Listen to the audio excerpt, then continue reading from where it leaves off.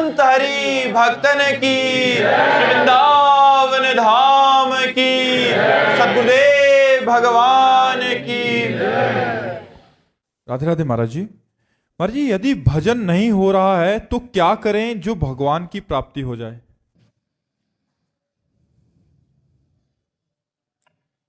आपने ऐसा कैसे निश्चय कर लिया कि भजन नहीं हो रहा? क्यों नहीं हो रहा है? क्यों नहीं होगा? हमारा मानव जीवन वो संपूर्ण शक्ति संपन्न है जिससे भगवत प्राप्ति करनी है।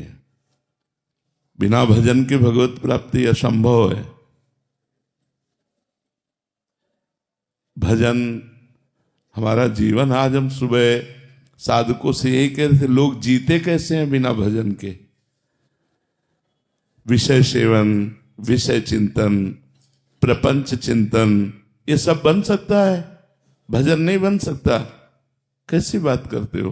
प्रयासरत क्यों नहीं हो? इतना क्यों इंद्रिय और मन को प्रोत्साहन दे दिया विषयों के लिए कि वो भजन के लिए ना बोल दिया कि भजन ना बने तो भगवत प्राप्ति कर। भजन हमसे प्रयासरत है, वो भजन नहीं होता जो होना चाहिए। ऐसा प्रश्न तो ठीक है, ऐसा प्रश्न कैसे कर दिया कि भजन ना बने? भजन ना बने वाला शब्द क्यों बोला? आप किस उद्देश्य का पालन करने के लिए मानव जीवन प्राप्त किए? क्या उद्देश्य है? क्या रुपया, समाज प्रियता, मान प्रतिष्ठा, ये सब यहीं धरी रह जाएगी। इंद्रियों का दुलार, मन का दुलार, ये नरक की प्राप्ति कराएगा। हम भगवान के निज अंश हैं। हम भगवान के भक्तों के संग से अपने मन को जबरदस्ती बलात् भजन में लगाएंगे। हम अविनाशी भगवान के अंश हैं, हम क्या नहीं कर सकते?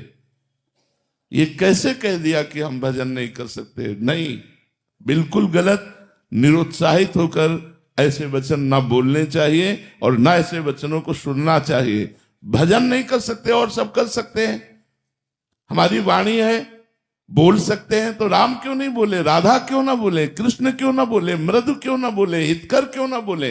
हाथ है तो हम परोपकार क्यों ना करें? पैर है तो हम प्रदक्षिणा क्यों ना करें? हृदय है तो हम भगवान को समर्पित क्यों ना करें? अन्य साधन सब शून्य है। भगवान का नाम जप ही अंक है।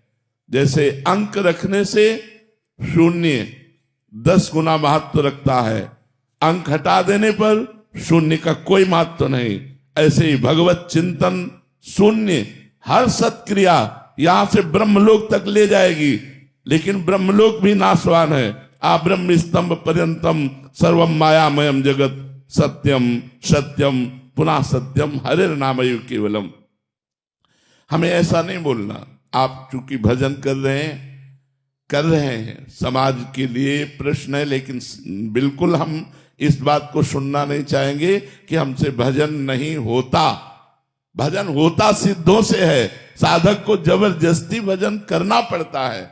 हम अभ्यास योग युक्तेन चेतसा नान्यगामिना, हम ऐसा अभ्यास इस जन्म में करेंगे, हमारा चित्त भगवान को छोड़कर और कोई चिंतन ही न करे। अभ्यास के द्वारा सब कुछ किया जा सकता है। हम निराश, हताश, उदास ऐसे व्यक्ति नहीं, ऐसे व्यक्तित्व नहीं होना चाहिए।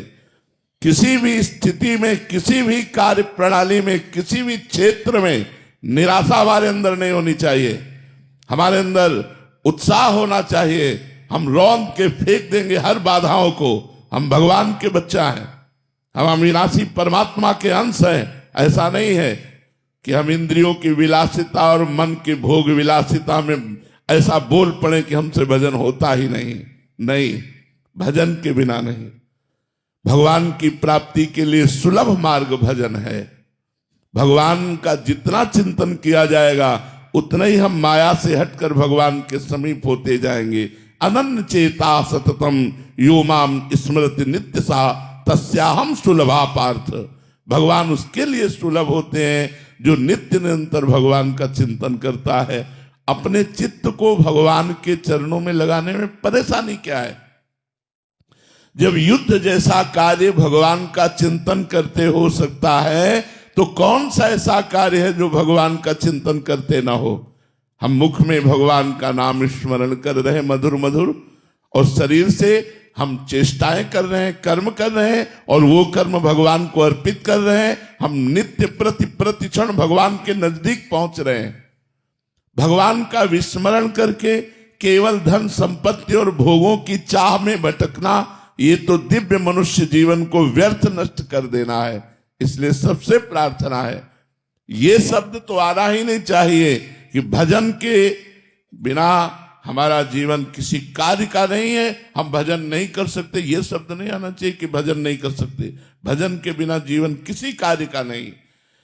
जब आप सुअर कुत्ता बनोगे तब भजन करोगे, जब आप पशु पक्षी बनोगे तब भजन करोगे।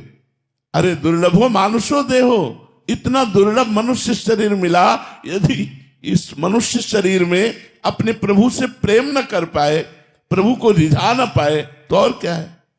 और प्रभु के प्रेम की प्राप्ति, प्रेम मूल यह नाम है। भगवान का नाम ही प्रेम मूल है।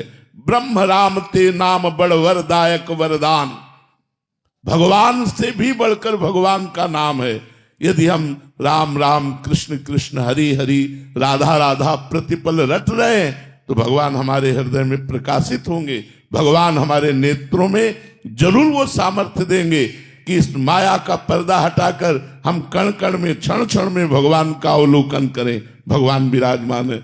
इसलिए ये निरुत्साहित करने वाली बात तो किसी की जबान में नहीं आनी चाहिए। हम प्रयास करेंगे, हो सकता है हमारा प्रयास असफल प्रयास रहे, लेकिन हम फिर प्रयास करेंगे। तो 1 2 3 बार 4 बार हम किसी बार तो सफल प्रयास करने वाले बन ही जाएंगे। हमें निराशा बिल्कुल पसंद नहीं। हताश होना, उदास होना, निराश होना ये हमारे जीवन में नहीं, और ये हम मनुष्य जीवन में बर्दाश्त नहीं करना चाहते। आप लोग वहीं परास्त हो रहे हो जहां भगवान का आश्रय नहीं। क्या है, आप विचार करके देखिए, जिसकी दोनों किडनी फेल हो, डायलिसिस हो रहा हो, शरीर भीषण कष्ट से युक्त हो, हम दहाड़ रहे हैं, अभी मृत्यु हो जाए उसकी क्या परवाह। हम भगवान के जन हैं, भगवान के अंश हम, कोई शरीर थोड़ी है। शरीर अगर कष्ट में है तो वो अपनी तरफ बना रहे, हम अपनी तरफ हैं। हमारा जन्म केवल इस बात को लेके बैठ जाए कि हमारी किडनी खराब, हमारा कष्ट है, अब हम कुछ कर नहीं सकते। नहीं, हम हर वो कार्य कर सकते हैं जो स्वस्थ आदमी कर सकता है। हमारे में जोश होना चाहिए, हमारा में संकल्प शक्ति होनी चाहिए। वो तभी होगी जब अध्यात्म से जुड़ोगे। भजन करो, भगवान का नाम स्मरण करो, और उत्साहित रहो, और वीर पुरुष बनो, कायर पुरुष नहीं। ये मैं नहीं कर सकता, ये हमारी डायरी में नहीं है। अधर्म की बात अलग है, धर्म और सही मार्ग में चलने के लिए ये मैं नहीं कर सकता, ये डायरी में नहीं। हमें जो सतमार्ग में करना है वो हम करेंगे। हम सबसे प्रार्थना करते हैं, आप लोग कायर बनोगे तो ना इस लोक के रह जाओगे ना परलोक के रह जाओगे, और वीर बनोगे तो जो चाहोगे वो प्राप्त कर लोगे। तुम भगवान की संतान हो, महाबली अनंत वैभवशाली हनुमान जी महाराज जिनके चरणों को दुलार करते हैं, उन भगवान के बच्चे हो, उन भगवान के अंश हो। तुम में अपार सामर्थ्य, तुम अपनी शक्ति को जागृत करो, और जागृत करके भगवत प्राप्ति करो। जब हम भगवान को अधीन कर सकते हैं भगवान का नाम जप करके, तो और क्या नहीं कर सकते। इसलिए खूब नाम जप करो। जबान हिलाने में क्या जाता है, राधा राधा राधा राधा राधा राधा, इसी से भगवत प्राप्ति हो जाएगी। जो कर्म करो भगवान को समर्पित करो, खूब नाम जप करो। राधा रमन रघुवंशी जी इंदौर से। राधे राधे महाराज जी। महाराज जी, क्या अध्यात्म स्वयं से प्रकट होता है या हमारे प्रयास से मिलता है? प्रयास से। जब हम भगवान की कृपा से सत्संग प्राप्त करते हैं, तो हमारे जीवन में अध्यात्म की जिज्ञासा जागृत होती है। फिर हमारा प्रयत्न, हमारा प्रयास और भगवान की कृपा दोनों से हमारे अंदर अध्यात्म पुष्ट होता है। स्वाभाविक ऐसे नहीं जागृत होता, नहीं सबके हृदय में जागृत हो जाए। प्रयासरत है, जो तप परायण है, नियम परायण है, भजन परायण हैं, विषयों का त्याग करते हैं, उनके हृदय में अध्यात्म जागृत होता है। भगवान की कृपा से साधु संग और साधु संग से अध्यात्म का जागरण। साधु संग, शास्त्र स्वाध्याय, तीर्थयाटन, व्रत, नियम, संयम, इनके पालन करने से शुद्ध ज्ञान जागृत हो जाता है। जो अपने स्वरूप का बोध हो जाता है उसी को अध्यात्म कहते हैं। आत्मा का ज्ञान हो जाना, उसका बोध हो जाना ही अध्यात्म है। भगवान में निरंतर डूबे रहना ही अध्यात्म है। समझ में आया जी? हिमानी पटेल जी, गुजरात से। राधे राधे गुरुजी। राधे राधे महाराज जी। महाराज जी, सत्कर्म का सही मायने क्या है? जो भगवान से जोड़ करके कर्म किया जाए। संपूर्ण संसार असत है तो इसके संपूर्ण कर्म असत हैं। उमा कहूं मैं अनुभव अपना, सत हरि भजन जगत सब सपना है। भगवान शंकर कहते हैं कि हे उमा जी, मैं अपना अनुभव बताऊं, संसार स्वप्नवत असत्य है और एकमात्र भगवान का भजन सत्य है। तो जो कर्म भगवान को अर्पित कर दिया जाए, जो कर्म धर्मयुक्त हो, जो कर्म भगवान के लिए हो, वो ही सत्कर्म है। नहीं तो सब मिथ्या है, सब असत कर्म है। और इसी कर्म जंजाल में फंस करके जीव दुर्गति को प्राप्त हो रहा है। सत्कर्म तो कोई बिरला ही करता है। सत है भगवान, जो भगवान के लिए कर्म किया जाए, जैसे माता पिता की सेवा, पुत्र की सेवा, पति की सेवा, पत्नी की सेवा, परिवार की सेवा, ये सब भगवत स्वरूप है। इन सबको भगवान की प्रसन्नता के लिए किया जाए। नाथ सकल संपदा तुम्हारी, मैं सेवक समेत सुत नारी, ये सत्कर्म हो गया। और ये मेरा, मैं ऐसा करूंगा, मैं वैसा करूंगा, ये सब असत कर्म हो गया। तो सत और असत, इसका विवेक होता है। विवेक निर्णय करता है क्या सत है क्या असत है। और वो विवेक सत्संग से होता है। बिन सत्संग विवेक न होई, राम कृपा बिन सुलभ न सोई। तो विवेकवान ही सत कार्य का संकल्प करके, असतों का त्याग करके, असत कर्मों का त्याग करके वो भगवत प्राप्त बनता है। विवेकवान वही विवेकवान। आज हम कह रहे थे सुबह साधकों से कि लोग जिंदा कैसे हैं भगवान के भजन के बिना, भगवान से जुड़े बिना जीवित कैसे रह रहे हैं। विषयों में व्यर्थ जीवन जा रहा है। व्यर्थ का चिंतन, व्यर्थ का खान पान, व्यर्थ की श्वासें, व्यर्थ का जीवन। भगवान का स्मरण नहीं तो मरा जीवन समझो। क्या जीवन? जो आप लोग भोगते हैं वो कुत्ता पशु भी भोगते हैं। निद्रा, भय, आहार, मैथुन, इच्छा संपूर्ण सृष्टि में है। हर जीव सोता है, हर जीव खाता है, हर जीव बच्चे पैदा करता है, हर जीव भयभीत है। अगर यही मनुष्य जीवन में चारों बातें केवल रही तो पशु पक्षियों में मनुष्य में अंतर क्या रह गया? इससे दुर्लभ देह कही गई है, दुर्लभो मानुषो देहो। तो इसकी दुर्लभता क्या है? भगवान से जुड़ना, गंदे कार्यों का त्याग करके धर्म पूर्वक विषयों का सेवन करते हुए भगवान को प्राप्त कर लेना। जो मनुष्य शरीर प्राप्त करके अध्यात्म को जागृत नहीं करता, भगवान को प्राप्त नहीं करता, भगवान का भजन नहीं करता, वो जीवित मृतक के समान है। जिन हरि भगत हृदय नहीं आनी, जीवित सब समान ते प्राणी। सौ माने मुर्दा, मुर्दा, जीवित मुर्दा टहल रहा है। क्योंकि भगवत भजन नहीं, सत्कार्य नहीं, बस वही प्रपंच का चिंतन, असत कार्य, वही खाना पीना भोगना, तो ये तो मृत कार्य है, ये असत कार्य है। तो मनुष्य जीवन का परम लक्ष्य है सत्कर्म करना। और सत्कर्म का स्वरूप है जो कर्म भगवान को अर्पित कर दिया जाए, जो कर्म भगवान से जुड़े वही सत, नहीं तो सब असत, टोटल असत। महाराज जी, ये दान करेंगे इससे पुण्य मिलेगा, ये सत्कर्म है या असत कर्म है? हाँ, असत कर्म है। क्योंकि भगवान से नहीं जोड़ा गया ना, तो वो आपको थोड़ा फल और दे देगा। तो मान लो अगर यहां आपने बहुत दान किया तो स्वर्ग मिलेगा, तो स्वर्ग सत्य है क्या? आ ब्रह्म स्तंभ पर्यंतम सर्वम मायामयम जगत। तिनके से लेकर ब्रह्मलोक तक मायामय है। वो थोड़ा दिव्य भोग है, लेकिन अच्छा स्वप्न व्यतीत करने के बाद जगह टूटी खाट में पड़े रहे। स्वप्न में देखा आप राजा बन गए और जब जगे तो टूटी खाट में, तो फायदा क्या हुआ? तो एक स्वप्नवत स्वर्ग गए और फिर जन्म लिया मृत्यु लोक में, तो फायदा क्या हुआ? केवल जो भगवान से जुड़ा हुआ कर्म वो। हाँ, वही कर्म जो हमने पुण्य किया वही कृष्णार्पणम मस्तु, अब वो भागवतिक हो गया, अब वो सत हो गया। नहीं, बड़े से बड़े पुण्य का कोई महत्व नहीं।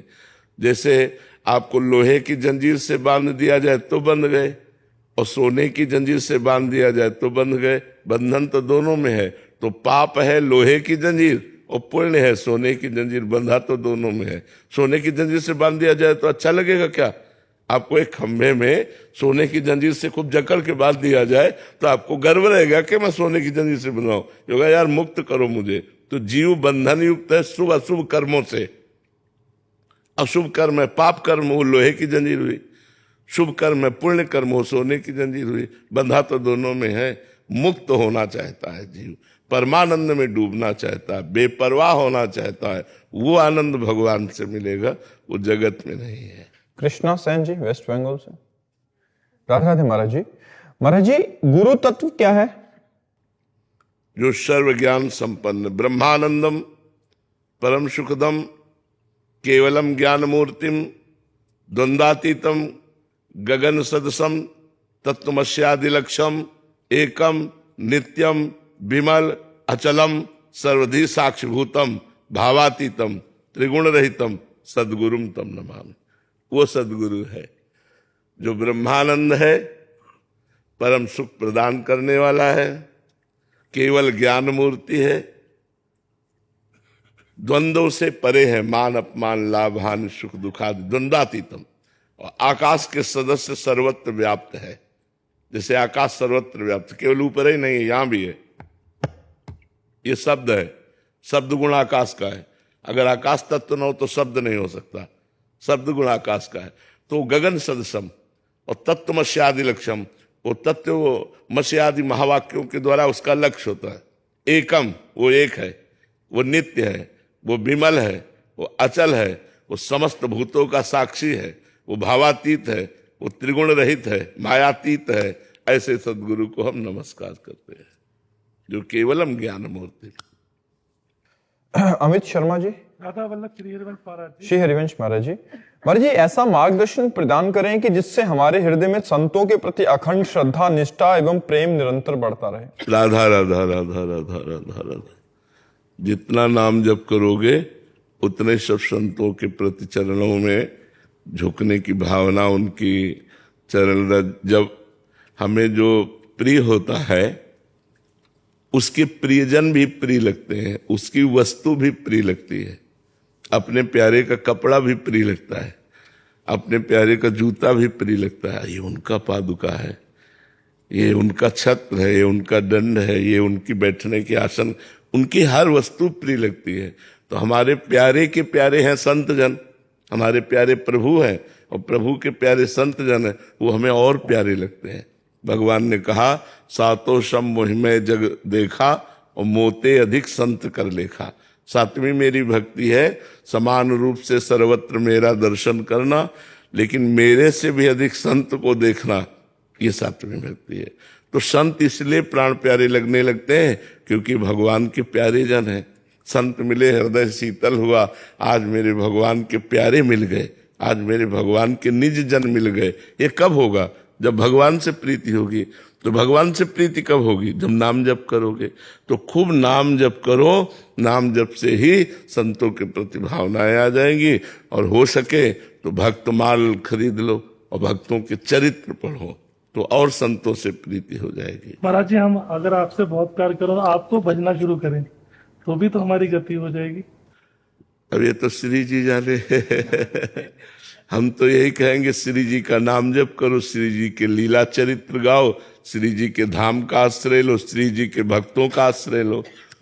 अगर संत मान करके हम किसी को प्यार करें तो भगवान कपिल देव जी ने कहा, जो प्यार और आसक्ति संसार में बंधन का कारण है, वही यदि हम किसी संत से कर लें तो मोक्ष का खुला द्वार हो जाए।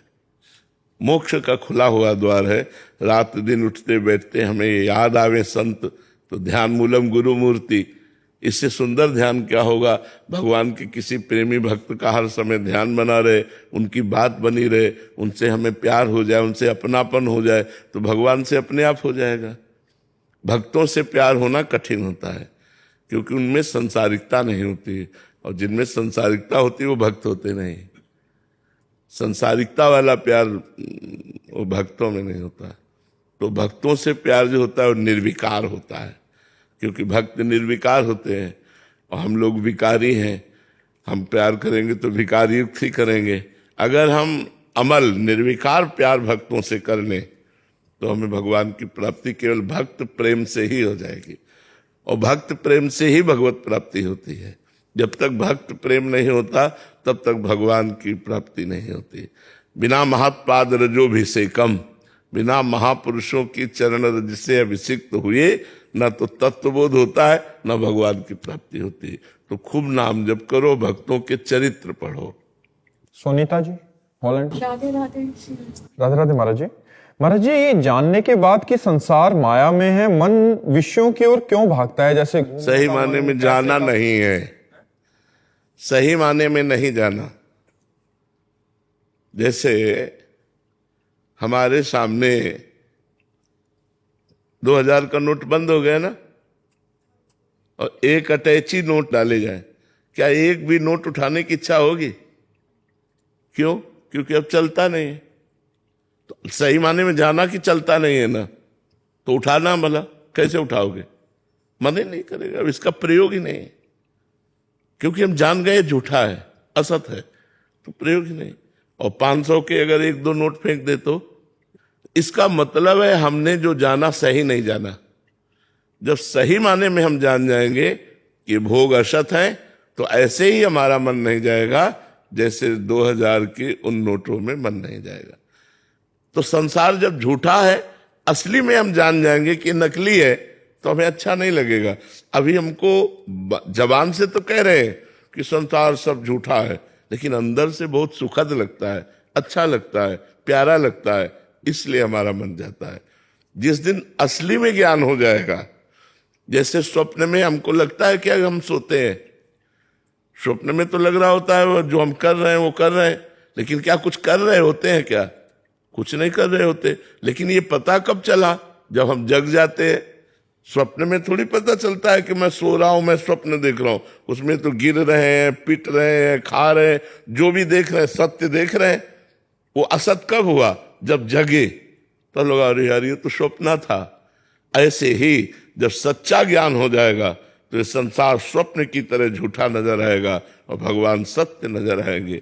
अभी हमारे को पता है गलत है, लेकिन सही माने में पता नहीं गलत है।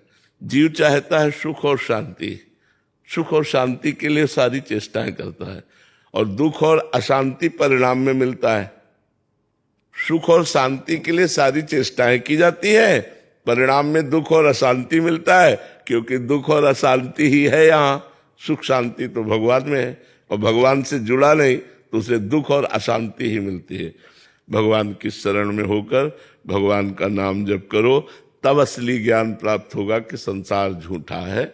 अभी तो नकली ज्ञान है हमारा, असली ज्ञान नहीं। असली ज्ञान है जिसको जान गए झूठा है, फिर झूठा है वो, उससे हमारा कोई लगाव नहीं, उससे हमारा हृदय का कोई भी कनेक्शन नहीं, तो बात मानी जाए। तो अभी जो हमको पता है संसार झूठा है, ये केवल एक दिमाग में बैठ गई है बात, अभी अंदर से लगाव नहीं गया। लगाव ऐसा ही है संसार का, तो लगाव है तो झूठा कहाँ? जैसे 2000 रुपए में हमारा कोई लगाव नहीं हो सकता 2000 के नोट में, क्योंकि झूठा है, अब चलेगा नहीं। ऐसे ही संसार से हमारा कोई लगाव नहीं हो सकता, क्योंकि ब्रह्म सत्यम जगन मिथ्या। ऐसा कहाँ ज्ञान है? ऐसा ज्ञान ये भजन से पैदा होगा ज्ञान। जो पढ़ लिख करके सुनकर ज्ञान होता है उससे माया का नाश नहीं होता। माया का नाश होता है जो अपने हृदय में ज्ञान पैदा होता है, और वो होता है भजन करने से। जितना आप नाम जप करोगे उतना ही आपको ज्ञान, शुद्ध ज्ञान प्राप्त होगा, जिससे आप माया मुक्त होगे। डॉक्टर विपुल रॉय जी। राधे राधे महाराज जी। महाराज जी, जीवन में आने वाले कठिन परिस्थितियों में कैसे पता चलेगा कौन सी हमारी भक्ति की परीक्षा है और कौन सी हमारा प्रारब्ध है? परीक्षा नहीं होती, भगवान कभी किसी जीव को कष्ट नहीं देते, विपत्ति नहीं देते। भगवान तो विपत्ति का अपहरण करते हैं। हरि स्मृति सर्व विपद विमोक्षणम।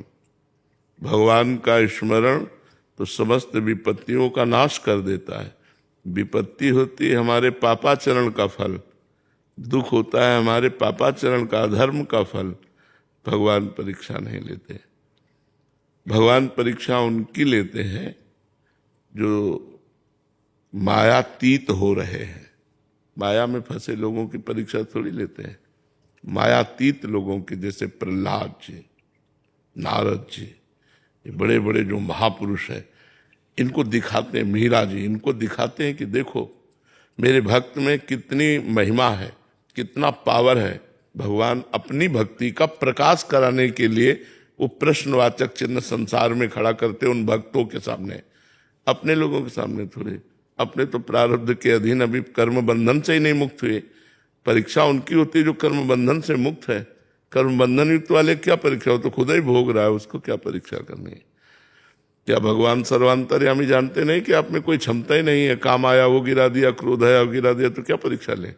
परीक्षा तो उनकी जो काम विजयी है, क्रोध विजयी है।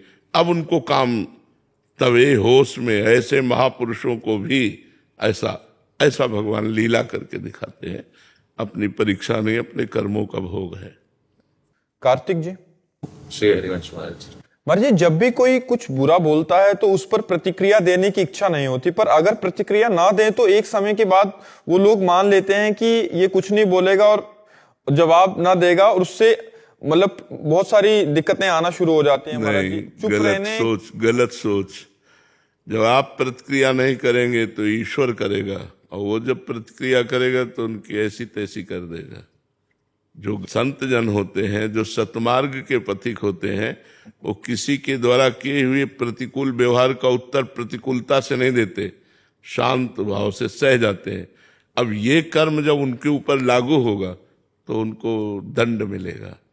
ऐसा नहीं कि आप चुप रहोगे तो बोलते चले जाएंगे, उनकी बोलती बंद करवा दी जाएगी, ऐसी जगह भिड़ा दिए जाएंगे कि वो अपने आप नष्ट हो जाएंगे। आपको चुप रहना है, आपको अपना काम बनाना है, उनका अहित भी नहीं सोचना है, ना अहित करना है। उनका दिमाग अपने आप ठीक हो जाएगा। वो मालिक एक एक मिनट सबको देख रहा है। ऐसा नहीं कि आज हमने इसको बख्श दिया तो कल ये फिर करेगा, कल करने लायक नहीं रहेगा। उसको ऐसी स्थिति में जब तक समय है तब तक वो बढ़ता जाएगा, और जहां समय उसका आया तो ऐसा नष्ट हो जाएगा कि किसी काम का नहीं रहेगा, आप प्रकाशित हो जाएंगे। ऐसा नहीं कि हम सहनशील हैं तो हमको जो चाहे वो दबा ले, नहीं, वो अपने आप नष्ट हो जाएगा, अपने आप नष्ट हो जाएगा। इसलिए धैर्यवान बनो।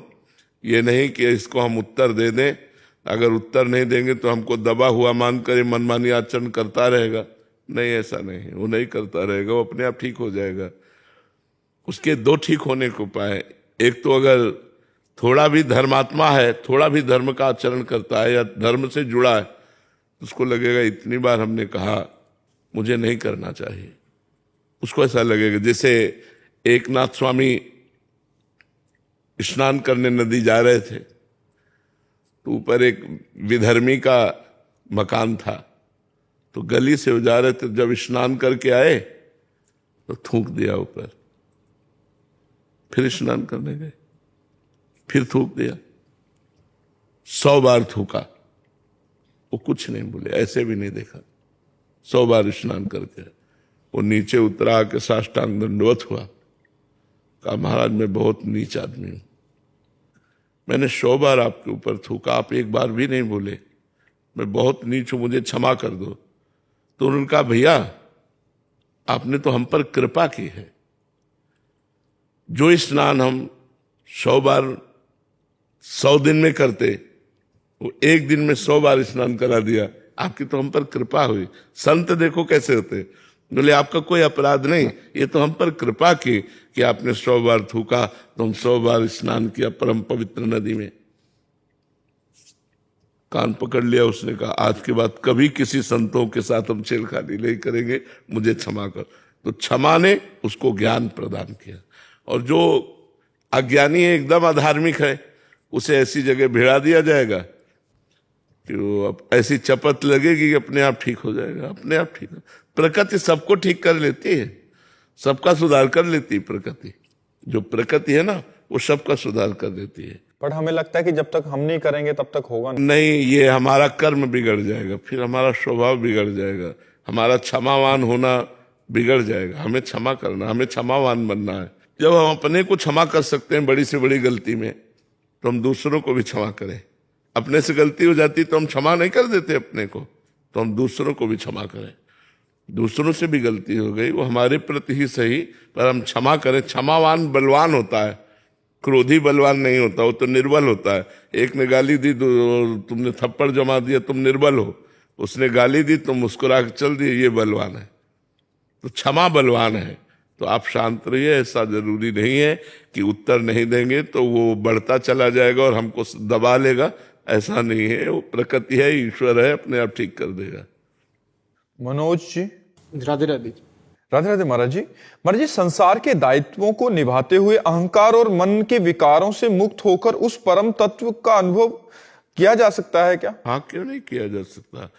क्या राजा जनक अपने राजपाट का दायित्व नहीं निर्वाह कर रहे क्या? क्या महाराज अम्बरीश जी अपने राजपाट का अनुभव नहीं कर रहे क्या? पूरा व्यवहार कर रहे हैं, पूरा सब। क्या महाराज दशरथ जी अपने राजपाट का अनुभव नहीं करेगा? ब्रह्म उनके घर में बालक बन के खेल रहा है, इससे बढ़कर और कौन भगत हो सकता है? तो हम देखते हैं कि जितने बड़े बड़े संत महात्मा प्रकट हुए वो सब गृहस्थों के हाथों प्रकट हुए, और बड़े बड़े संत महात्माओं का उदर पोषण गृहस्थों से ही तो होता है। हमारे वस्त्र, हमारा भोजन, हमारी व्यवस्था गृहस्थों से ही तो चलती है। तो गृहस्थ में कोई छोटा मोटा आश्रम आप समझते हो? गृहस्थ बहुत बड़ा आश्रम है। गृहस्थों के यहाँ संत प्रकट होते हैं, गृहस्थों के यहाँ संतों की सेवा होती है, और गृहस्थ स्वयं मेहनत करके खाता है, दूसरों को खवाता है और भजन करता है। उससे बढ़िया भगत और कौन हो सकता है? हम लोगों का तो एक ही काम है, भजन केवल करना। लेकिन हमारी आवश्यकताओं की पूर्ति तो गृहस्थ से होती है। गृहस्थ अपनी आवश्यकताओं की पूर्ति खुद करता है, दूसरों की आवश्यकताओं की पूर्ति करता है और भजन करता है, इसलिए वो बड़ा है। तो गृहस्थी में क्यों नहीं हो सकता? अपने कर्तव्य को भगवान की पूजा मानकर करो, ईमानदारी से धन कमाओ, परिवार का पोषण करो, नाम जप करो, आए हुए भूखे टूटे एक अतिथि की सेवा करो, बढ़िया भगवान की प्राप्ति सहज में हो जाएगी, तत्वबोध सहज में हो जाएगा। हम चलें, धर्म से चलें, तब है। अब मनमानी भोग विषय सेवन करें, नशा करें, इधर उधर के आचरण करें, तो फिर वो तो पशुता है, उसमें तो फिर ज्ञान कहाँ से आ जाएगा? पुलकित वैद्य जी। राधे राधे महाराज जी। महाराज जी, आप कह रहे हैं कि आप विदेश में रहते हैं, वहां विदेश में भोग विलास अधिक है, प्रयास के बावजूद भी मन विचलित हो जाता है, ऐसे में नाम जप की निरंतरता कैसे बढ़े? देखो, भोग विलास तो लंका में भी बहुत था, लेकिन विभीषण जी ने भक्ति की कि नहीं की? हम वही बात बार बार आपको दोहरा रहे हैं। हमारा जिद्दी स्वभाव होना चाहिए। हम जिस कार्य को करना है उसे करके रहेंगे, चाहे लाख बाधाएं आए, मुझे परास्त कोई नहीं कर सकता। अगर हमारा स्वभाव इस कोटि का रहेगा तो हमें कोई परास्त नहीं कर सकता। लंका निश्चर निकर निवासा, यहां कहां सज्जन कर वासा। जहां एक भी सज्जन पुरुष नहीं, घोर राक्षसी प्रवृत्ति का तांडव हो रहा है, वहां विभीषण जी ने वो भक्ति की कि भगवान कह रहे, तुम सारी के संत प्रिय मोरे, धरो देह नहीं आन निहोरे। तुम्हारे जैसे संतों के लिए मैं अवतार धारण करता हूं। जब लंका जैसे क्षेत्र में भक्ति का विस्तार विभीषण जी ने अपने हृदय में कर लिया, तो हम चाहे अमेरिका में हो, चाहे हॉलैंड में हो, चाहे इंग्लैंड में, कहीं भी हो, जब हम नहीं बदलने वाले तो हमें कोई नहीं बदल सकता। हम मांस नहीं खाना चाहते, कोई नहीं खवा सकता। हम मदिरा नहीं पीना चाहते, कोई नहीं पिला सकता। हम व्यभिचार नहीं करना चाहते, कोई नहीं करा। अगर हम भजन ना करना चाहे तो वृंदावन में भी भजन नहीं होगा, और भजन करना चाहे तो अमेरिका में, इंग्लैंड में, हॉलैंड में, जहां भी हो तुम सब जगह भजन कर सकते हो, क्योंकि आपको भजन करना है। हम एक ही मेज में बैठे हैं, दूसरा कुछ खा रहा है, हमें जो पसंद है वो हम पा रहे हैं। राधा राधा राधा, उसका प्रभाव हमारे ऊपर थोड़ी पड़ जाएगा। एक ही ऑफिस में काम कर रहे हैं, दूसरा अपनी चाल चल रहा है, हम अपनी चाल चल रहे हैं, क्या फर्क पड़ता है? इसलिए ये बात रख कर कि हम विदेश में विषय बाहुल्यता होने के कारण भजन में हम रति नहीं कर पा रहे, ऐसी बात गलत है। तो हमें चाहिए कि किसी भी देश या किसी स्थान प्रधानता से हमारी भक्ति नहीं, हमारे उद्देश्य से हमारी भक्ति बढ़े। हम जहां भी हों अपनी भक्ति को अपने हृदय में बसाएं। हम वहां के व्यवहार को, वहां के आचरणों को अपने हृदय में ना आने दें, तो हम कहीं भी रहे हम भगवान के बनकर के खूब अच्छी तरह भगवान की भक्ति कर सकते हैं। और अगर हम भक्ति ना करें तो वृंदावन में रहकर भी भक्ति नहीं कर सकते। हमें आपसे कह रहा हूं, वृंदावन भगवान का धाम है, यहां भी रह करके वो सब कुछ हो सकता है जो बाहर हो रहा है। और अगर भक्ति करना चाहो तो बाहर में भी कर सकते हो, वो सब कुछ कर सकते हो जो वृंदावन में भक्त जन कर रहे हैं, वही आप कर सकते हो। युगल सरकार विराजमान करके उनको मंगला, उनको राजभोग, उनकी आरती, उनकी चरण सेवा, उनके पद सुनाना, नाम जप करना, भगवान के भक्तों के चरित्र पढ़ना, क्या नहीं कर सकते हो। तो इसलिए हमें ये भी बात पसंद नहीं कि हम किसी देश का हवाला दे करके अपने जीवन को व्यर्थ जाने दें। नहीं, हमारा उद्देश्य मजबूत है तो हम चाहे जिस देश में रहे, चाहे जिस प्रांत में रहे, चाहे जिस जगह में रहे, हमारी भक्ति में कोई असर आने वाला नहीं। अगर हमारा उद्देश्य सही नहीं है तो भक्ति क्षेत्र जहां भक्ति नृत्य कर रही, वृंदावन में भी भक्ति नहीं कर सकते। उद्देश्य ठीक होना चाहिए हमारा। सोमनाथ सिंह जी छत्तीसगढ़ से। राधे राधे महाराज जी। महाराज जी, जब हम भक्ति के मार्ग पर कदम रखते हैं तो अंदर धीरे धीरे अहंकार का भाव आ रहा है महाराज जी, ऐसे में हाँ, इसमें विचार करना चाहिए कि हमारे ऊपर भगवान की कृपा हुई है तब हम भक्ति मार्ग में कदम रखा है। अतिशय कृपा राम की हुई, पाव देह या मार्ग सोई, तो फिर अहंकार क्यों आप थोड़ी कर रहे हैं। भगवान आपके ऊपर कृपा करके आपको भक्ति का मार्ग दिया, भक्ति करने की शक्ति दी, भगवान का नाम कृपा करके आपकी जिह्वा पर चल रहा है, तो अहंकार क्यों। अविवेक के कारण अहंकार बढ़ता नहीं, तो विवेक धारण करो तो अहंकार किस बात का। हम क्या कर सकते हैं, हमें जो पावर है वो भगवान का दिया हुआ है, तो हम व्यर्थ में अहंकार क्यों करें। हमें जो सतमार्ग मिला है भगवान का दिया हुआ है, हम जो भक्ति कर रहे हैं भगवान के द्वारा दी हुई कर रहे हैं, हमारे ऊपर भगवान की असीम कृपा है, ये सोचना चाहिए। अहंकार करने की जरूरत क्या है। अहंकार से तो पतन हो जाएगा। अहंकार भगवान को पसंद नहीं। अहंकार अज्ञान के कारण हो रहा है, उसको हटाइए। भगवान की कृपा है, आपके द्वारा जो भक्ति हो रही है, हाँ बिल्कुल, अगर अहंकार रखेंगे तो जो हो रही है वो भी छूटती चली जाएगी और काम क्रोध आदि आपके ऊपर हावी हो जाएंगे और गिर पड़ोगे। जिसने जिसने अहंकार किया उसे मुंह की खानी पड़ी। अहंकार का त्याग करो, अहंकार ठीक नहीं है। सगुन जी।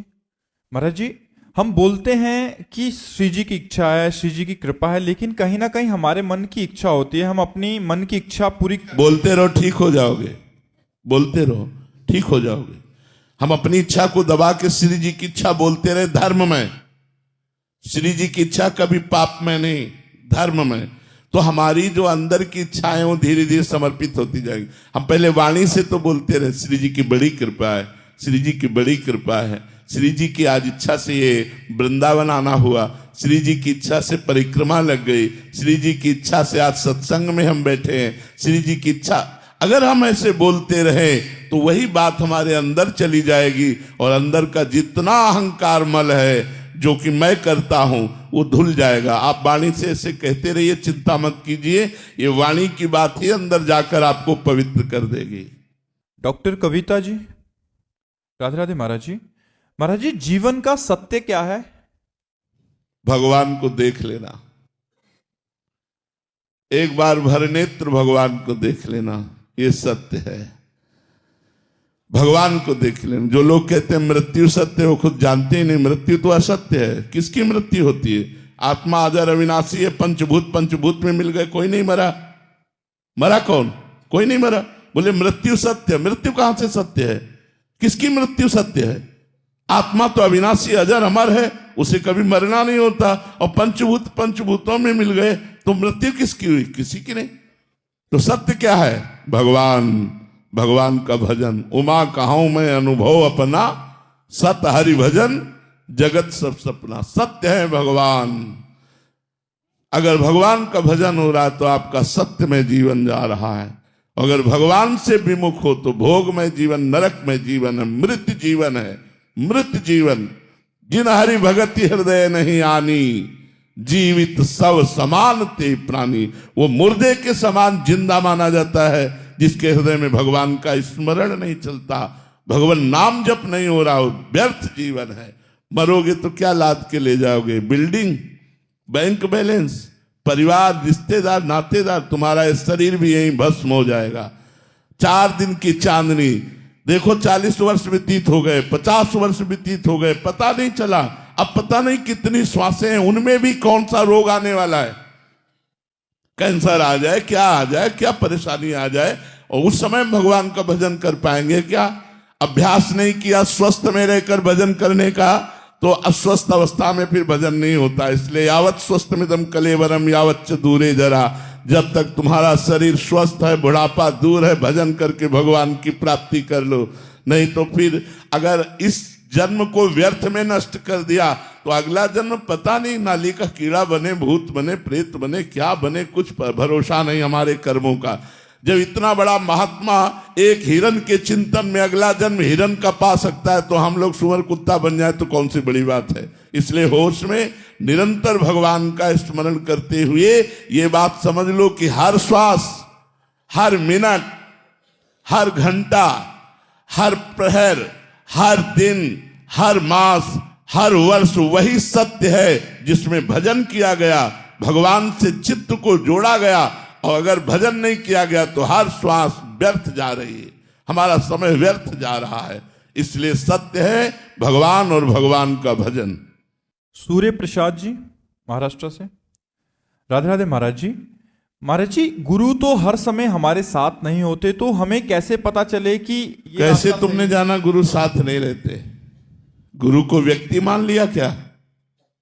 अगर गुरु को व्यक्ति मान लिया तो गुरु बनाया ही नहीं तुमने, अभी गुरु माना ही नहीं। गुरु व्यक्ति नहीं होता, गुरु तत्व होता है, और तत्व तुम्हारे साथ रहता है। व्यक्ति रूप में अगर हम गुरु को केवल मानेंगे तो हम गुरु को नहीं मान पाए। गुरु को मानना तत्व, अखंड मंडलाकारम व्याप्तमेन चराचरम तत्पदम दर्शितमेन तस्मै श्री गुरुवे नमः। अखंड मंडल में कोई भी कण ऐसा नहीं जहां गुरुदेव ना हो, तो यहां भी गुरुदेव है। कोई भी समय नहीं जहां गुरुदेव ना हो, तो इस समय भी गुरुदेव है। सब में गुरुदेव, तो मेरे हृदय में भी गुरुदेव, क्योंकि अखंड मंडलाकारम व्याप्तम एन चरा अचरम, जड़ चैतन्य सब में गुरुदेव व्याप्त है, तो मेरे हृदय में भी गुरुदेव बैठे हुए हैं। हम गुरुदेव से 1 मिनट भी दूर नहीं है। तो ये बात कहना कि गुरुदेव तो हमारे पास नहीं रहते, गुरुदेव तुम्हारे हृदय में ही बैठे, तुम्हारी छाती में ही बैठे, तुम अनुभव तो करो। तुम उनको दूर अनुभव करोगे तो दूर अनुभव करोगे, वह नजदीक अनुभव करोगे तो नजदीक अनुभव करोगे। जैसा बहिरंतश्च भूतानाम अचरम चरमेव च सूक्ष्मा तद विज्ञेयम दूरस्थम चांतिके तत्। भगवान कहते हैं कि अगर तुम अनुभव करोगे दूर तो दूर, आंतरिक तो बिल्कुल आंतरिक हृदय में ही, बाहर तो बाहर, भीतर तो भीतर, जिधर चाहो वो सर्वत्र विराजमान है। तो ऐसा अनुभव करो, गुरुदेव हमारे मस्तिष्क में बैठे हैं, हमारे हृदय में बैठे हैं। गुरुदेव हमारी एक एक चेष्टा देख रहे हैं, गुरुदेव हमारी एक एक बात जान रहे हैं।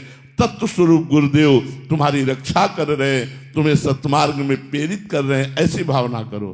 अमृता धवन जी दिल्ली से, राधे राधे महाराज जी। महाराज जी, अगर मृत्यु पहले से ही तय है तो अकाल मृत्यु भी पहले से तय है? नहीं, अधिक पाप बन जाने पर, कोई महत अपराध बन जाने पर अकाल मृत्यु का दंड दिया जाता है।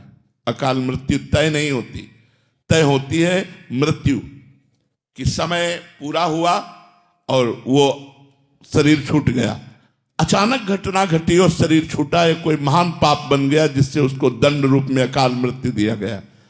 अकाल मृत्यु पहले से तय नहीं होती, तय होती है मृत्यु। अकाल मृत्यु अधिक महत अपराध बन जाने से, कोई जाने या न जाने कोई महत अपराध बन गया तो उसकी आयु क्षीण हो जाएगी, और आयु क्षीण होकर अकाल मृत्यु का योग बन जाएगा, उसका शरीर छूट जाएगा। महाराज जी, जैसे कोई छोटा बच्चे भी अगर हो जाए तो उनका पूर्व का कोई बड़ा प्रारब्ध है? हाँ हाँ, अरे बच्चा तो शरीर तो मान लो 2 वर्ष का है, लेकिन वो तो बहुत पुराना है ना, आत्मा तो पुरानी है ना, कर्ता तो पुराना है। शरीर बदलने से क्या है, कपड़े बदलने से तुम थोड़ी बदल जाओगे, पहचानने वाला पहचान लेगा। ऐसे ये कपड़े हैं, कपड़े बदलने से काल की नजर में धोखा नहीं दे सकते। काल तो पहचानता है ये वही है जो ये कर्म किए था, उसी कर्म के अनुसार उसको दंड मिलेगा। चाहे गर्भस्थ शिशु हो, चाहे जन्म लेने वाला हो, चाहे जन्म ले चुका हो, चाहे 2 वर्ष का हो, चाहे 20 वर्ष का हो, काल की नजर में कोई बचता नहीं है, उसे अवश्य भोगना पड़ता है। गंगा जी हरियाणा से। महाराज जी, ऐसा कहा जाता है कि इंसान पूरी जिंदगी कुछ ना कुछ सीखता रहता है। महाराज जी, आपके भी जीवन में कुछ अभी सीखने के लिए बाकी है महाराज जी, या सीख रहे हैं? बाकी है, क्योंकि वो ज्ञान अनंत है। इसलिए जब उसका अंत नहीं है तो हम कैसे कह सकते हैं कि हम पूर्ण ज्ञानी हैं? वो अनंत ज्ञान है, अनंत वैराग्य है, अनंत प्रेम है हमारे परमात्मा का। इसीलिए वेद भी नेति नेति कहते हैं। वेद कहते नहीं, इतना ही नहीं है, क्योंकि अगर वेद भी प्रमाणित कर दे कि वो इतना ही है तो उसे अनंत नहीं कहा जा सकता। ज्ञान अनंत है, वैराग्य अनंत है, प्रेम अनंत है। इसलिए साधु का पूरा जीवन अनुभव युक्त होने पर भी प्रतिपल अनुभव होता रहता है, प्रतिपल अनुभव होता रहता है। तो अनुभवी संतों से हम इसीलिए सुनते हैं कि वो जो 10वें वर्ष में अनुभव किया वो 10 सेकंड में हमें प्रदान कर देते हैं। तो अनुभव तो चालू ही है, साधक साधक ही रहता है, सिद्ध होने पर भी साधक रहता है, क्योंकि प्रतिपल अनुभव बढ़ता जाता है। और वो अनंत है, इसलिए कभी पूर्ण नहीं होता, और वो हमारे हृदय में है, इसलिए कभी अपूर्ण नहीं रहता। वो हमारे हृदय में है इसलिए अपूर्ण नहीं रहता, और वो अनंत है इसलिए कभी पूर्ण नहीं रहता। इसलिए जब किसी महापुरुष को देखो तो वो दैन्य भाषा में बोलेगा, मैं अधम हूं, मैं नीच हूं, हाँ हम पर भगवान की कृपा है, बस ऐसी बात बोले। क्योंकि वो असीम समुद्र है, अथाह समुद्र है ज्ञान का। तो कितना जितना ज्ञान जाना वो अपनी बुद्धि के अनुसार जाना। हमारी बुद्धि कितनी है? जैसे समुद्र के किनारे एक होती सीपी, सीपी वो एक ऐसे होती है, उससे समुद्र की था थोड़ी ली जा सकती है। सीपी में तो उतना ही आएगा जितना उसका आकार है। तो हमारी बुद्धि में जितनी क्षमता है उस परमात्मा को उतना ही जान पाई, लेकिन परमात्मा उतना थोड़ी है, वो तो अनंत है। इसीलिए पूरा जीवन लग जाता है, फिर भी पूर्णता नहीं होती। और वो है इसलिए अपूर्णता नहीं रहती। दोनों बात समझनी, वो है और उसका अनुभव है इसलिए अपूर्णता नहीं, वो अनंत है इसलिए उसकी पूर्णता नहीं। इसीलिए जिससे पूछो वो ये कहता मैं अधम हूं, मैं नीच हूं, हाँ भगवान की कृपा है। तो प्रतिपल नवीन अनुभव उसका होता रहता है। महाराज जी, आप आगे पूछ रहे हैं कि महाराज जी शिष्य बनने से और गुरु बनने तक के सफर में, महाराज जी आज आप गुरु हैं तो आपको कैसा फील होता है? नहीं, हम गुरु नहीं हैं। हम हृदय से कहते हैं हम गुरु नहीं हैं, हम एक पोस्टमैन हैं। आपकी बात श्री जी तक, श्री जी की बात आप तक पहुंचाते हैं, और उसकी फीस हमें मिलती है श्री जी का प्यार, श्री जी का दुलार। गुरु जी श्री जी हैं, गुरु जी श्री जी है, और आपकी बात आपके गुरु श्री जी तक पहुंचाई, और श्री जी की बात मंत्र, नाम, लीला, साधना ये आप तक पहुंचाई। हम केवल पोस्टमैन हैं, गुरु वो हैं, शिष्य आप हैं, पोस्टमैन हम हैं। समझ रहे ना? हम गुरु नहीं हैं। गुरु तो श्री जी है, हमारी लाडली जो है, हमारे लालजू महाराज वंदे कृष्णम जगत गुरुम। हम सब उनके बात कहने वाले हैं। उनकी बात आप तक पहुंचा दी, आपकी बात उन तक पहुंचा दी, और पीछे हट करके आपको भी प्रणाम किया और उनको भी प्रणाम किया, और हमें फीस मिली उनका कृपा कटाक्ष, उनका दुलार, उनका प्यार। बस यही हम कर रहे हैं। महाराज जी, सबको लगता है कि अब गुरु जी हैं, सब प्रणाम नमस्कार दंडवत कर रहे हैं, माला। अब सबको क्या लगता है अब हम क्या बता सकते हैं? लोगों को जो लगता है वो अलग बात है। हमारी हम गुरु बनने योग्य नहीं है। गुरु हमारी श्री जी हैं। हमारा कार्य जो हमें गुरुदेव ने दिया, ये बांटो, वो बांट रहा हूं, उनका कार्य, उनकी नौकरी कर रहा हूं, उनकी बात उनको बता देता हूं, आपकी बात श्री जी को बता देता हूं। श्री जी ये सब आपकी शरण में है, आपके हैं, अब आप देख लीजिए। बस इतना कार्य हमारा है। हम गुरु नहीं हैं, हम शरणागत प्रियालाल के हैं। प्रियालाल ही हमारे गुरु हैं, वही आप सबके गुरु हैं, वही आप सबका पालन पोषण उद्धार करेंगे। हम तो निमित्त मात्र केवल हैं। महाराज जी, शिष्य बनना कठिन है, गुरु बनना कठिन है? शिष्य बनना कठिन है। जो सही शिष्य बन गया वही गुरु बन जाता है। शिष्य बनना कठिन है, सबसे कठिन कार्य है शिष्य बनना, क्योंकि इसमें अहंकार को पूर्ण समर्पित करना होता है। तन मन वचन से उनकी दासता बहुत कठिन है, बहुत कठिन है। अपने अहंकार को नष्ट होते देख करके कोई अच्छा साधक प्रसन्न होता नहीं तो जलता है। तो गुरुजनों की जो मार पड़ती है वो अहंकार पर पड़ती है, और अहंकार की मार सबको बर्दाश्त नहीं होती। श्री नारदानंद सरस्वती जी के शिष्य विवेकानंद जी नैमिषारण्य में, अब वो युवराज से मतलब आगे के महंत बनने वाले थे, तो सज धज करके ऐसे सत्संग चल रहा था, आए उनकी दृष्टि पड़ी, तो महापुरुष थे, उनका यहाँ खड़े हो जाओ, खड़े कर दिया। एक आदमी से कहा गौशाला से जाओ, गोबर गीला करके लाओ, पूरी छविया भर के इसकी खोपड़ी पे रख दो। और पूरा गीला गोबर टपक टपक के पूरे सब कपड़ा लता उनके जितने सब, वो बस वैसे खड़े। बाद में पूछा कैसा लगा? बोले गुरु जी कृपा है। बोले जाओ स्नान कर लो, नए वस्त्र पहन कर आ जाओ। अब गुरुजन ये देखते हैं तुम्हारा अहंकार कहाँ है। दोष दृष्टि नहीं, पूर्ण समर्पण का मतलब निर्दोष दृष्टि गुरुजनों पर। ये जीवन, ये प्राण, ये आपका है, आप चाहो जैसे चाहो, जहां चाहो वहां लगा दो, ये आपका है। तो सबसे कठिन होता है समर्पण, सबसे कठिन समर्पण होता है। अगर समर्पण हो गया शिष्य का तो गुरु स्वरूप ही हो गया, अभेद हो गया।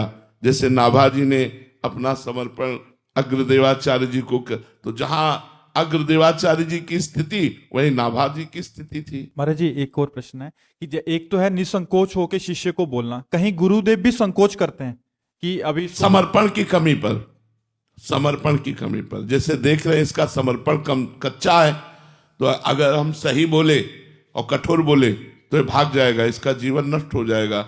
ये विपरीत भावना में नहीं भागेगा तो विपरीत भावना में आ जाएगा, तो वो संकोच करते हैं। जिससे स्वामी संकोच करे उस सेवक की क्या सेवकाई, उस सेवक की बात क्या।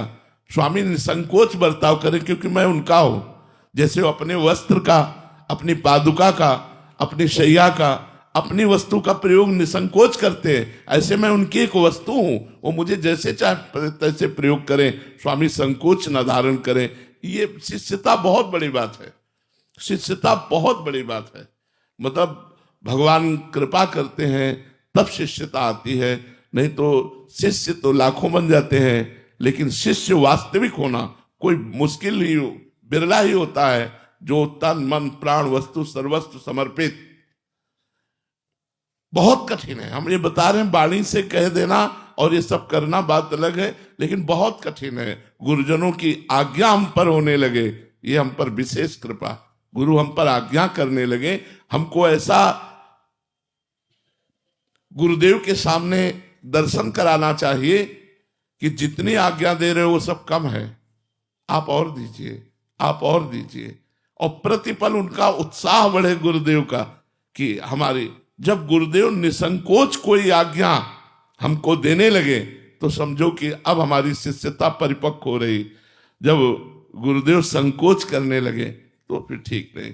उसी को पुकारा जाएगा जो समर्पित है। चलो कपड़े खराब हो गए, चलो ऐसा करो, उसको बोला जाएगा जो पूर्ण समर्पित है। दूसरे नहीं नहीं आप रहने दो, आप रहने दो, चल तू चल, तुम ये कर। क्यों? क्योंकि वो समर्पित है। महाराज जी, इससे भागवतिक स्थिति में भी फर्क पड़ेगा शिष्य की। हाँ बिल्कुल, जो जितना समर्पित है उतने गुरु का प्रसाद उसके ऊपर प्रकाशित होता चला जाएगा। गुरु प्रसाद क्या है महाराज जी? भगवत तत्व में स्थित होना, द्वंद्वातीत हो जाना, कालातीत हो जाना, मायातीत हो जाना। जितना गुरु प्रसाद जागृत होता जाएगा उतने उसे ब्रह्मबोध होगा, भगवत प्रेम होगा, प्रिया प्रीतम में तन्मयता होगी, संसार से घोर वैराग्य हो जाए। ये सब गुरु कृपा से संभव है। गुरु कृपा से। महाराज जी ऐसा भी होता है कि वो संभाल ना पाए उसको? जब गुरु कृपा है तो संभालने का प्रश्न नहीं उठता, क्योंकि कृपा ही माँ की तरह संभालती है।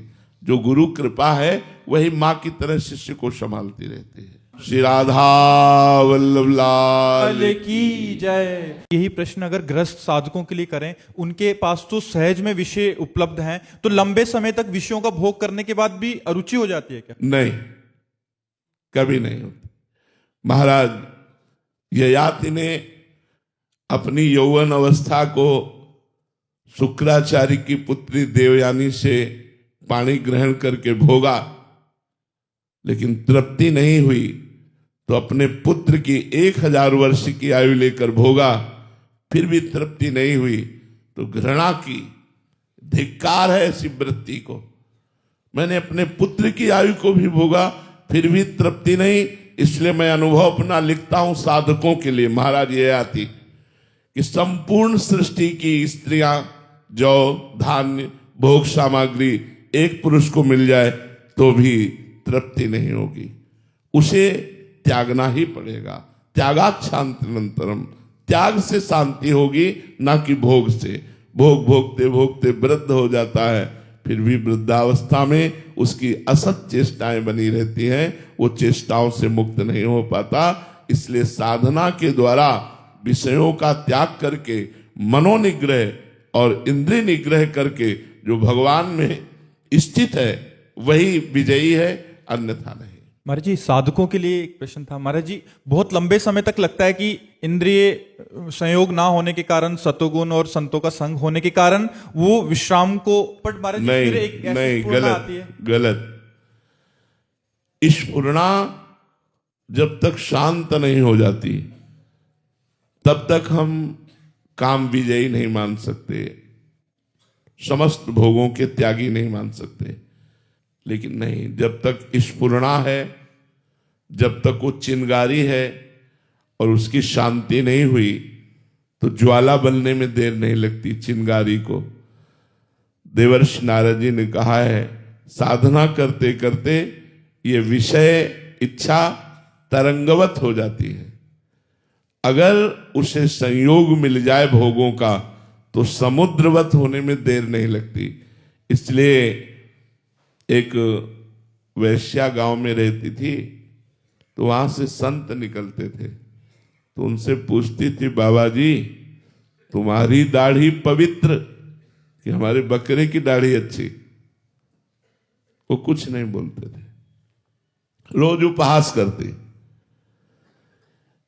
एक दिन उनको भागवतिक संकेत हुआ कि तुम्हारा शरीर छूटने वाला है। उन्होंने कहा, भाई गांव की वैश्या को बुला लाओ। बुला लाए। कहा, बेटा मेरी दाढ़ी पवित्र। तो उनका, महाराज जी आज तक आप नहीं बोले। बोले, अब जा रहा हूं, अब जा रहा हूं तो बोल रहा हूं कि मेरी दाढ़ी पवित्र, लेकिन जब तक जाने का संकेत नहीं हुआ तब तक नहीं बोल सकता। अर्थात जब तक इस धराधाम में शरीर है तब तक सावधानी रखनी है, जीते जी सावधानी रखनी है। शिव विरंचिका मोहई को है बपुरान। महाराज जी बहुत लंबी लड़ाई है। बहुत लंबी लड़ाई से कोई ये न समझ ले कि 10-20 माला जप कर हम काम विजयी हो जाएंगे, क्रोध विजयी हो जाएंगे।